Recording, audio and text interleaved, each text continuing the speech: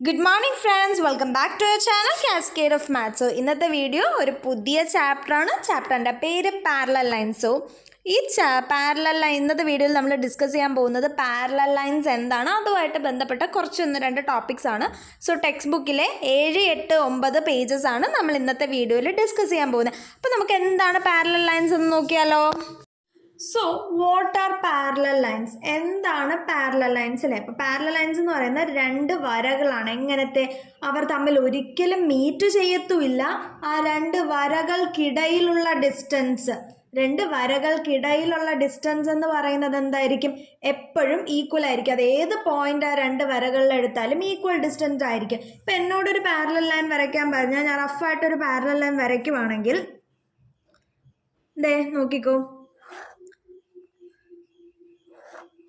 ഈ രണ്ട് വരേനെ എനിക്ക് പാരലൽ ലൈൻസ് എന്ന് പറയാം. കാര്യം ഇവർ ഒരിക്കലും മീറ്റ് ചെയ്യത്തില്ല. നോക്കിക്കേ, ഇവർ രണ്ടുപേരെ ഞാൻ രണ്ടറ്റത്തോട്ട് അങ്ങ് നീട്ടി വിടാൻ പോവാ, എക്സ്റ്റെൻഡ് ചെയ്യുവാണ്. നോക്കിക്കോ, ഇത് ഞാൻ എക്സ്റ്റെൻഡ് ചെയ്തു.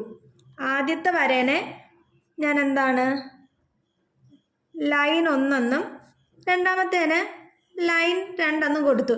എന്നിട്ട് ഇവരെ രണ്ടുപേരെ എന്താണ് രണ്ടറ്റത്തോട്ട് ഞാൻ പിടിച്ചങ്ങ് എക്സ്റ്റെൻഡ് ചെയ്യുകയാണ്. ഈ എക്സ്റ്റൻഷൻ ഇങ്ങനെ പോയി കഴിഞ്ഞാൽ ഇത് എവിടെയെങ്കിലും വെച്ച് മീറ്റ് ചെയ്യൂ? ഇല്ലല്ലോ, ഒരിക്കലും ഇവർ ഒരിടത്തും വെച്ച് തമ്മിൽ കൂട്ടിമുട്ടത്തില്ല. They do not intersect at any point. അത് ഒരു പോയിന്റും ഇവരുടെ ഒരു പ്രത്യേകതയുമാണ്. രണ്ടാമത്തെ പോയിന്റ് ഞാൻ എന്താണ് പറഞ്ഞത്? ഇവർക്കിടയിലുള്ള ഡിസ്റ്റൻസ് എപ്പോഴും സെയിം ആയിരിക്കും. ഇത് നോക്കിക്കേ, ഞാനിപ്പോൾ ഈ പോയിന്റിൽ ഇവർക്ക് ഇടയിലുള്ള ഡിസ്റ്റൻസ് എടുത്താൽ ആ സെയിം ഡിസ്റ്റൻസ് തന്നെ ആയിരിക്കും ഞാൻ ഇപ്പുറത്തോട്ട് നീക്കി എടുത്താലും, അല്ലെങ്കിൽ അങ്ങ് നമുക്ക് കാണാത്തതൊരു അങ്ങ് ദൂരെ ഒരു പോയിന്റിൽ കൊണ്ടുവച്ച് ഇവർക്ക് ഇടയിലുള്ള ഡിസ്റ്റൻസ് എടുത്താലും ആ ഡിസ്റ്റൻസുകളെല്ലാം സെയിം ആയിരിക്കും. അപ്പം എന്തൊക്കെയാണ് പാരലൽ ലൈൻസിൻ്റെ രണ്ട് പ്രത്യേകതകൾ അല്ലെങ്കിൽ ഇമ്പോർട്ടൻറ്റ് പോയിന്റ്സ് എന്ന് പറയുന്നത്? They do not intersect at any പോയിന്റും, രണ്ടാമത്തേത് they keep same distance between them. അല്ലേ? ഞാൻ പാരലൽ ലൈൻസ് എഴുതാൻ നോക്കിക്കോ. പാരലൽ ലൈൻസ് എന്ന് പറയുന്നത് എന്താണ്? ഒന്നാമത്തെ പോയിന്റ് എന്ന് പറയുന്നത് they do not intersect each other at any point. എന്താണ്? They do not intersect each other at any point. ഒരു പോയിന്റിലും തമ്മിൽ മുട്ടത്തില്ല. രണ്ടാമത്തെ പോയിന്റ് എന്താണ്? They always keep equal അഥവാ same distance between them. ഇപ്പം എന്തൊക്കെയാണ്? They do not intersect at each other and they always keep equal or same distance between them. ഈ രണ്ടെണ്ണമാണ് പാരലൽ ലൈൻസിൻ്റെ ഇമ്പോർട്ടൻ്റ് ആയിട്ടുള്ള രണ്ട് പോയിന്റുകൾ എന്ന് പറയുന്നത്. നമുക്ക് എക്സാമ്പിൾസ് കുറച്ച് നോക്കാം. പാരലൽ ലൈൻസിൻ്റെ എന്താണ് കുറച്ച് എക്സാമ്പിൾസ് നോക്കാം അല്ലേ? അപ്പം ഞാൻ എക്സാമ്പിൾസ് എന്ന് എഴുതി. ഈ എക്സാമ്പിൾസ് എന്ന് പറയുമ്പോൾ നമ്മൾ നമ്മുടെ ഡെയിലി ലൈഫിൽ ചുറ്റും കണ്ടുവരുന്ന കാര്യങ്ങളൊക്കെയാണ് നമ്മൾ പൊതുവെ എക്സാമ്പിളായിട്ട് ഉദാഹരണമായിട്ട് പറയാൻ എടുക്കാറ്. സോ ഇപ്പം ഞാനൊരു ഉദാഹരണം എടുത്തതേ, ഞാൻ എൻ്റെ സ്കെയിൽ നോക്കിക്കേ. സ്കെയിലിന് 2 സൈഡുകളുണ്ടല്ലേ? ഈ രണ്ട് സൈഡ് എന്താണ് തമ്മിൽ പാരലൽ ആണെന്ന് എനിക്ക് പറയാമല്ലോ. നോക്കിക്കേ, ഈ രണ്ട് സൈഡ് സ്കെയിലിന് എത്ര അങ്ങോട്ട് നമ്മൾ വലിച്ചു നീട്ടിയാലും ഈ രണ്ടറ്റവും ഒരിക്കലും കൂട്ടിമുട്ടത്തില്ല അല്ലേ? അതുപോലെ തന്നെയാണ് ഇപ്പുറത്തെ സൈഡും, ഇവരൊരിക്കലും കൂട്ടിമുട്ടത്തില്ല. ഇനി കൂടുതൽ ഇതായിട്ട് നമ്മൾ പറഞ്ഞാൽ നമ്മുടെ നോട്ട്ബുക്കിലെ എഴുതാൻ ഉപയോഗിക്കുന്ന നോട്ട്ബുക്ക് എങ്ങനത്തെ വരയിട്ട സിംഗിൾ ലൈൻ നോട്ട്ബുക്ക് എന്ന് നമ്മളെല്ലാവരും പറയും. വരയിട്ട നോട്ട്ബുക്കിൻ്റെ നിങ്ങൾ ആ വരകൾ ശ്രദ്ധിച്ചിട്ടുണ്ടോ? ലൈൻസ് അവരെവിടെയെങ്കിലും ചെന്ന് കൂട്ടിമുട്ടുന്നത് നിങ്ങൾ ശ്രദ്ധിച്ചിട്ടുണ്ടോ? രണ്ട് വരകൾ തമ്മിൽ എവിടെയെങ്കിലും കൂട്ടിമുട്ടുന്നത് നിങ്ങൾ ശ്രദ്ധിച്ചിട്ടുണ്ടോ? ഇല്ലല്ലേ, അതും കൂട്ടിമുട്ടത്തില്ല. അപ്പോൾ ഒരു എക്സാമ്പിൾ എന്ന് പറയുന്നത് എന്താണ്? Ruled notebook. നമ്മൾ അതിനെ റൂൾഡ് നോട്ട്ബുക്ക് എന്നാണ് പറയുന്നത് അല്ലേ? Ruled notebook. അതുപോലെ തന്നെ ആ രണ്ട് വരകൾക്കിടയിലുള്ള സ്പേസും ഈക്വൽ അല്ലേ? അങ്ങനത്തെ ബുക്കിലല്ലേ നമ്മൾ എന്താണ് എഴുതി പഠിക്കുന്നത്? സ്പേസ് നമ്മൾ നോട്ട് തെറ്റിച്ചൊക്കെ ടീച്ചറല്ലേ കറക്റ്റായിട്ട് എഴുതി സ്പേസിനകത്ത് നിർത്തി എഴുതാനൊക്കെ. അപ്പോൾ എന്താണ്, റൂൾഡ് നോട്ട്ബുക്കിൻ്റെ 2 വരകൾക്കിടയിലുള്ള സ്പേസ്, അതായത് ഡിസ്റ്റൻസും സെയിം ആയിരിക്കും, ആ വരകൾ ഒരിക്കലും കൂട്ടിമുട്ടത്തില്ല. നോട്ട്ബുക്ക് പോട്ടെ, നമ്മൾ ഏറ്റവും കൂടുതൽ പാരലൽ ലൈൻസിന് എക്സാമ്പിൾ കാണുന്ന ഒരു സാധനമാണ് റെയിൽവേ ട്രാക്ക് എന്ന് പറയുന്നത്. എന്താണ് റെയിൽവേ ട്രാക്ക്? റെയിൽവേ ട്രാക്കും പിന്നൊന്ന് ലാഡർ, അതായത് ഏണി. ഇത് രണ്ട് നമ്മൾ ഒത്തിരി കാണുന്ന, ഏണി എല്ലാവരുടെ വീട്ടിലും ഉണ്ട്. ഏണി എങ്ങനെ ഇരിക്കുന്നത്? ഇങ്ങനെയാണ് ഏണി ഇരിക്കുന്നത് അല്ലേ? ഈ ഏണിയുടെ പ്രത്യേകത എന്താണ്? ഈ 2 വര എന്താണ്, നമ്മൾ കൈ പിടിച്ച് കയറി പോകുന്ന ഏണിയുടെ 2 സൈഡ് ഒരിക്കലും മീറ്റ് ചെയ്യത്തില്ല. അവർ എങ്ങോട്ട് നമ്മൾ അതിനെ എക്സ്റ്റെൻഡ് ചെയ്ത് കൊണ്ടുപോയാലും അതൊരിക്കലും മീറ്റ് ചെയ്യത്തില്ല. അതുപോലെ നമ്മൾ ഏണിയിൽ ചവിട്ടി കയറുന്ന ഈ കോലുകളില്ലേ, അത് തമ്മിലോ, അത് ഓരോ കോലുകൾ അവരുടെ ഇടയ്ക്കുള്ള ഡിസ്റ്റൻസ് സെയിം തന്നെ ആയിരിക്കും. ഇതേ മോഡൽ തന്നെയല്ലേ നമ്മുടെ റെയിൽവേ ട്രാക്കും. റെയിൽവേയിൽ തീവണ്ടിയുടെ 2 വീല് പോലത്തെ ഇത് നിൽക്കുന്ന ആ 2 സ്ഥലങ്ങളും ഒരിക്കലും കൂട്ടിമുട്ടത്തില്ല. ഒരേ ഈക്വൽ ഡിസ്റ്റൻസിലാണ് അവർ പോകുന്നത് അല്ലേ? തമ്മിൽ വെച്ചാൽ അവർ 2 പേർക്കിടയിലും ഈക്വൽ ഡിസ്റ്റൻസ് ഉണ്ട്. അപ്പം നമ്മുടെ 3 എക്സാമ്പിൾസ് ആയിട്ടുണ്ട്: ruled notebook, railway track, ladder. പിന്നെ പറയാവുന്നത് സീബ്ര ലൈൻസ് പറയാം. റോഡിൽ സീബ്ര ലൈൻസ് നിങ്ങൾ ശ്രദ്ധിച്ചിട്ടുണ്ടോ? ഈ എന്താണ്, നമ്മുടെ സിഗ്നൽ ലൈറ്റിൻ്റെയൊക്കെ ഫ്രണ്ടിലായിട്ട് സീബ്ര ലൈൻസ് വരച്ചിട്ടിട്ടുണ്ട് ആൾക്കാർക്ക് ക്രോസ് ചെയ്യാൻ. ബ്ലാക്ക് വെച്ചാൽ നമ്മുടെ കറുത്ത റോഡിൽ വെള്ള വരകൾ ഇങ്ങനെ വിട്ട് വരച്ചിട്ടുണ്ട്.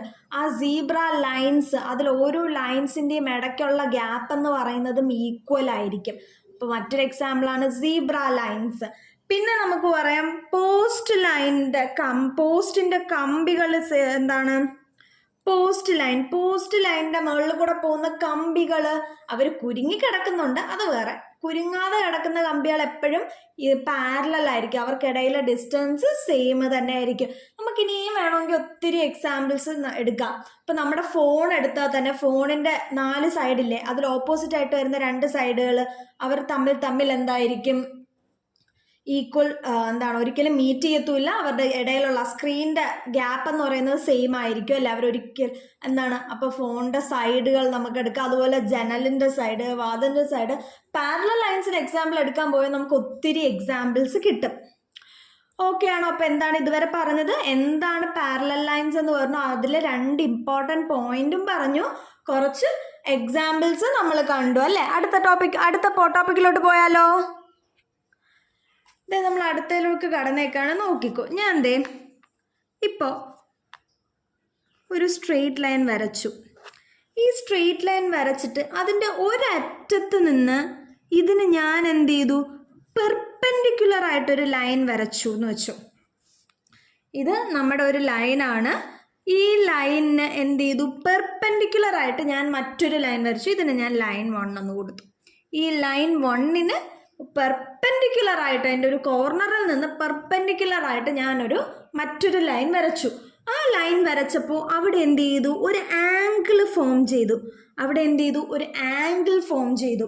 ആ ആംഗിൾ നമ്മൾ മെഷർ ചെയ്ത് നോക്കുമ്പോൾ നമുക്ക് കിട്ടുന്നത് 90 ഡിഗ്രി എന്നായിരിക്കും. എത്രയായിരിക്കും കിട്ടുന്നത്? 90 ഡിഗ്രി. അപ്പോൾ എന്താണ് നമുക്ക് ഇതിൽ നിന്ന് മനസ്സിലായത്?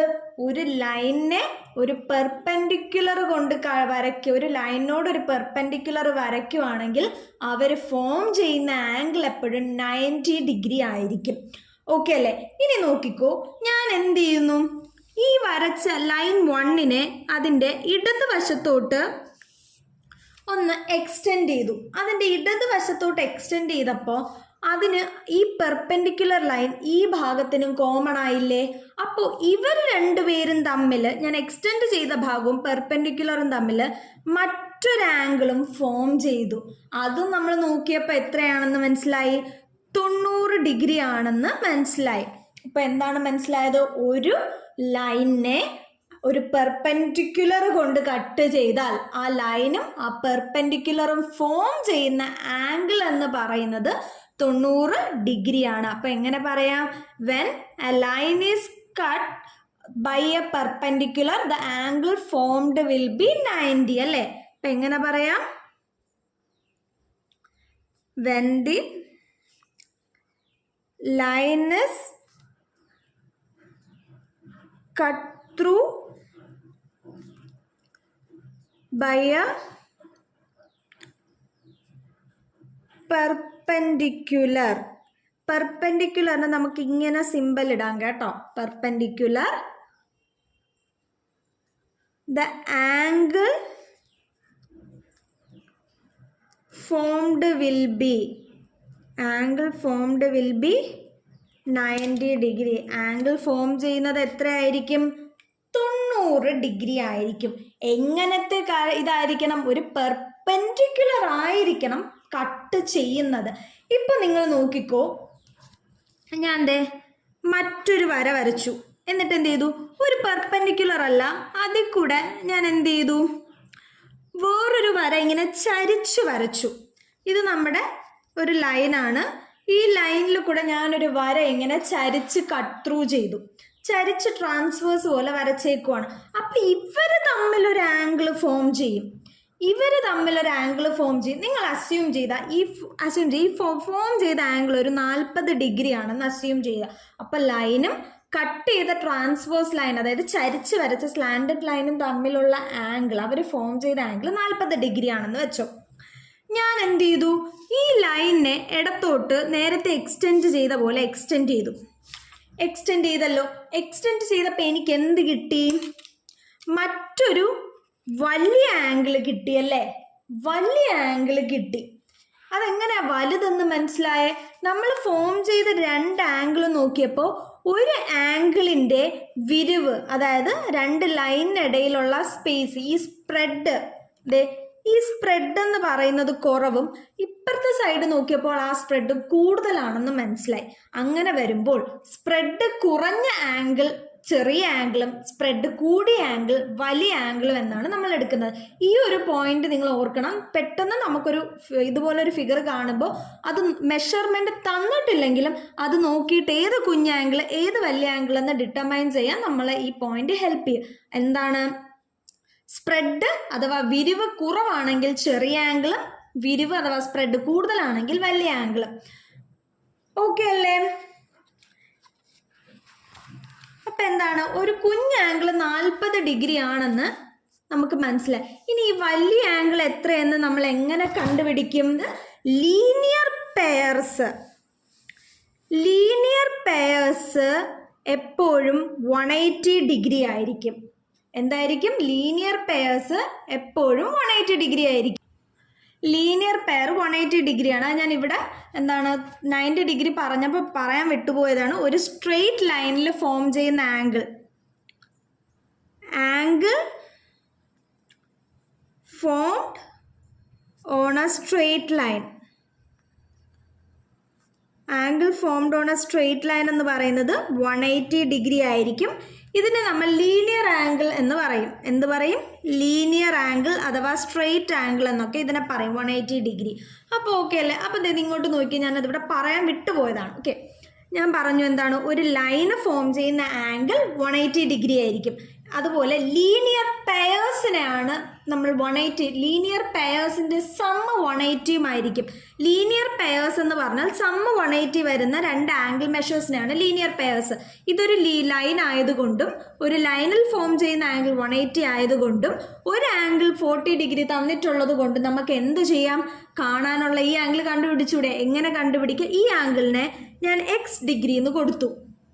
എത്ര കൊടുത്തു? x degree. അപ്പോൾ x ഡിഗ്രി പ്ലസ് 40 ഡിഗ്രി എന്ന് പറയണത് 180 ഡിഗ്രി ആകണ്ടേ? എന്തുകൊണ്ട്? ലീനിയർ പെയർ ആകുന്നതുകൊണ്ട്. എന്തുകൊണ്ട്? ലീനിയർ പെയർ ആകുന്നത് കൊണ്ട്. ഈ x എന്ന് പറയുന്ന ഡിഗ്രിയും ഈ 40 ഡിഗ്രിയും ചേർന്നാൽ 180 ഡിഗ്രി വരണം അല്ലേ? അപ്പോൾ x കണ്ടുപിടിക്കാൻ എളുപ്പമല്ലേ? x ഡിഗ്രി കാണാൻ എന്ത് ചെയ്താൽ മതി? ഈ 180 ഡിഗ്രിയിൽ നിന്ന് 40 ഡിഗ്രി കുറച്ചാൽ പോരെ? 180ൽ നിന്ന് 40 കുറയ്ക്കുമ്പോൾ 140. അപ്പോൾ x ഡിഗ്രി എന്ന് പറയുന്നത് 140 ഡിഗ്രി എന്ന് കിട്ടും. അപ്പോൾ നമ്മുടെ ഈ രണ്ടാമത്തെ വാല്യൂ എത്രയെന്ന് കിട്ടി? 140 ഡിഗ്രി എന്ന് കിട്ടിയില്ലേ? ഓക്കെ അല്ലേ? അപ്പോൾ ഒരു എക്സാമ്പിളൂടെ നോക്കാം, ഒരു കുഞ്ഞ് എക്സാമ്പിളൂടെ നോക്കാം. എന്താണ് ഞാൻ പറഞ്ഞത്? ഇതാണ് എൻ്റെ ലൈന്. അതിൽ കൂടെ ഒരു ലൈന് കട്ട് ചെയ്ത് പോയപ്പോൾ ആംഗിൾ ഫോം ചെയ്തത് എത്രയാണ്? 60 ഡിഗ്രി ഫോം ചെയ്തു. 60 ഡിഗ്രി ഫോം ചെയ്തു. എനിക്കിനി കാണാനുള്ളത് ഈ എക്സ് ഡിഗ്രി എത്രയാണെന്നാണ് കാണാനുള്ളത്. നമ്മൾ എന്ത് പഠിച്ചു? ലീനിയർ ആംഗിൾ വെച്ചിട്ട് നമുക്കിത് സോൾവ് ചെയ്യാമല്ലോ. എങ്ങനെ സോൾവ് ചെയ്യാം? X degree plus 60 degree is equal to 180 ഡിഗ്രിയാണ്. അപ്പോൾ x degree is equal to 180 degree minus 60 എത്രയാവും? 180 മൈനസ് 60 120 ഡിഗ്രി. അപ്പോൾ നമ്മുടെ എക്സ് എന്ന് പറയുന്നത് 120 ഡിഗ്രി ആണെന്ന് നമുക്ക് കിട്ടി. നിങ്ങൾക്ക് ഓക്കെ അല്ലേ? ഇതിൽ ഡൗട്ടൊന്നും ഇല്ലല്ലോ? ഇത്രയും പറഞ്ഞ സ്ഥിതിക്ക് ഞാൻ ഒരു പോയിന്റ് ഇവിടെ പറഞ്ഞു തരാം. ഓക്കെ, ഒരു പോയിന്റ് ഇവിടെ പറഞ്ഞുതരാം. പോയിന്റ് എന്താണെന്ന് നോക്കിക്കോ. ഞാൻ എഴുതുവാണ്. Sum of 2 angles is 180 degree. Sum of 2 angles is 180 degree. These angles are called supplementary angles. എന്തെന്ന് വിളിക്കും? supplementary angles. രണ്ട് ആംഗിൾസിൻ്റെ തുക 180 ആണ് എങ്കിൽ, രണ്ട് ആംഗിൾസിൻ്റെ തുക 180 ആണെങ്കിൽ അതിനെ നമുക്ക് എന്ത് പറയാം? സപ്ലിമെന്ററി ആംഗിൾസ് എന്ന് പറയാം. എന്ത് പറയാം? Supplementary angles. അതുപോലെ ഞാൻ വേറൊരു point എഴുതുവാണ്.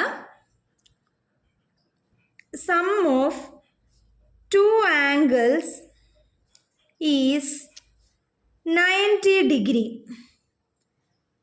These angles are called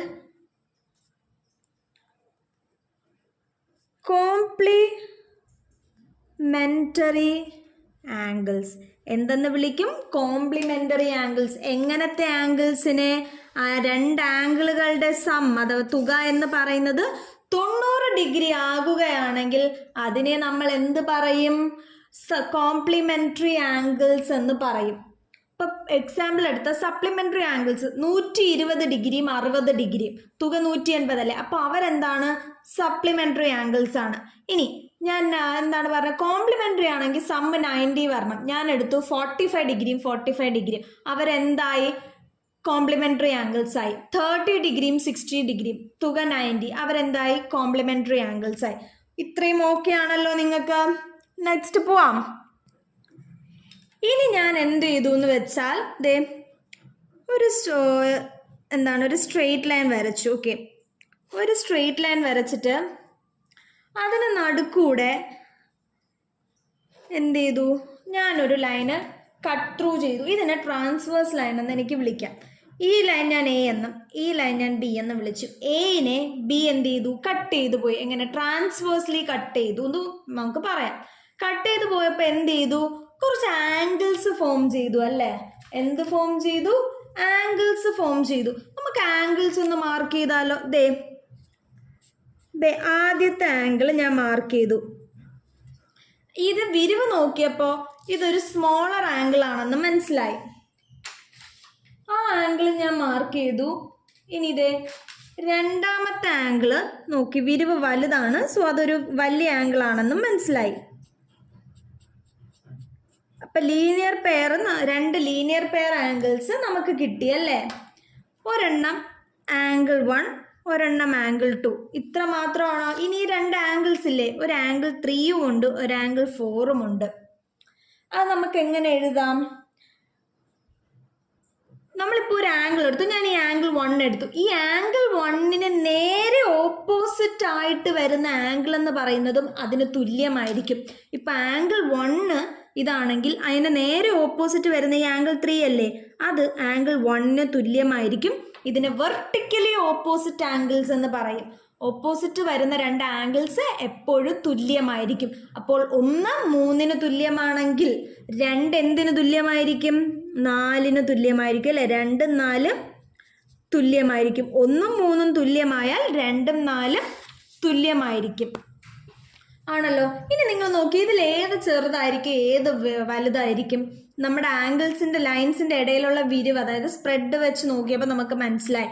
ഒന്ന് സ്മോളർ ആംഗിളും രണ്ട് ലാർജർ ആംഗിളും ആണെന്ന് മനസ്സിലായി. ഒന്ന് സ്മോളർ ആംഗിളും രണ്ട് ലാർജർ ആംഗിളും ആണെന്ന് മനസ്സിലായി. അപ്പം ഞാൻ പറഞ്ഞ എന്താണ്, ഇത് ഓപ്പോസിറ്റ് വരുന്ന ആംഗിൾസ് ഈക്വൽ ആയിരിക്കും. അപ്പോൾ ഒന്ന് സ്മോളർ ആണെങ്കിൽ ആംഗിൾ 3 എന്ത് തന്നെ ആയിരിക്കും?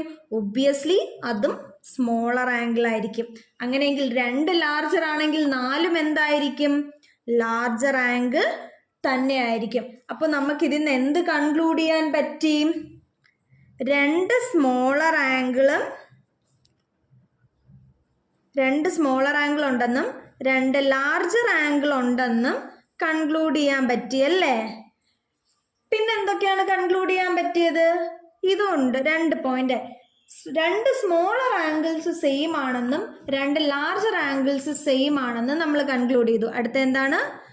2 smaller angles are